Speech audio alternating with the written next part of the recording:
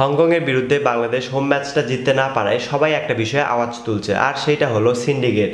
Bangladesh football federation সিন্ডিকেটে ভরা, এই বিষয় নিয়ে সবাই মোটামুটি আওয়াজ তুলছে ভালোই। কিন্তু এই সিন্ডিকেটের মূল হোতাটাকে অথবা সিন্ডিকেটের রসুনের নিচের অংশটা খুঁজে বের করতে না পারায় সবাই মূলত দোষটা বাংলাদেশ কোচকে দিয়ে দিচ্ছে, অর্থাৎ হ্যাভিয়ার ক্যাব্রেরাকে দোষটা দিয়ে দিচ্ছে। তো হ্যাভিয়ার ক্যাব্রেরা কি এই সিন্ডিকেটের সাথে সংযুক্ত? আসুন বিস্তারিত আলোচনা করা যাক। আসুন প্রথমে আলোচনা করা যাক সিন্ডিকেটটা মূলত কোথায় হচ্ছে।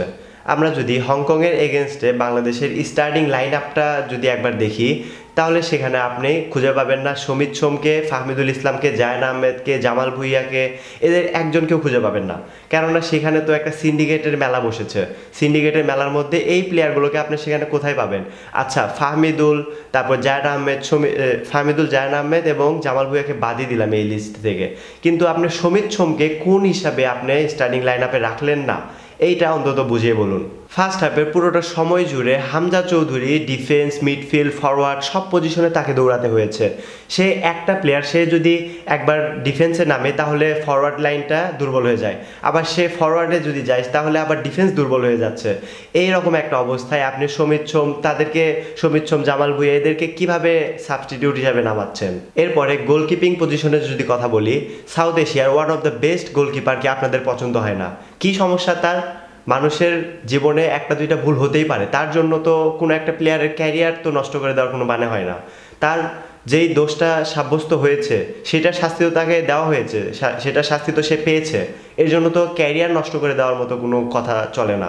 এত কিছুর পরেও এই প্রশ্নগুলো এখন মূলত উঠতো না যদি কিনা বাংলাদেশ রেজাল্ট বের করতে পারতো।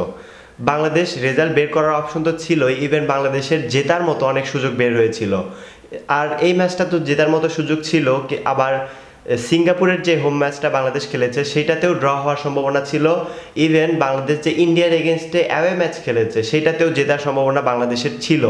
সব কয়টাতেই বাংলাদেশ 3টা ম্যাচের মধ্যে একটাও জিততে পারে নাই, 2টা হেরেছে, একটা ড্র করেছে। এই হচ্ছে বাংলাদেশের 3 ম্যাচের ফলাফল। আর কোচ পরিবর্তন করে লাভটা কি, আমাকে এইটা বলেন। কোচ পরিবর্তন করে কি হবে? আপনাকে বের করতে হবে সিন্ডিকেটের মূল হোতাটা কে।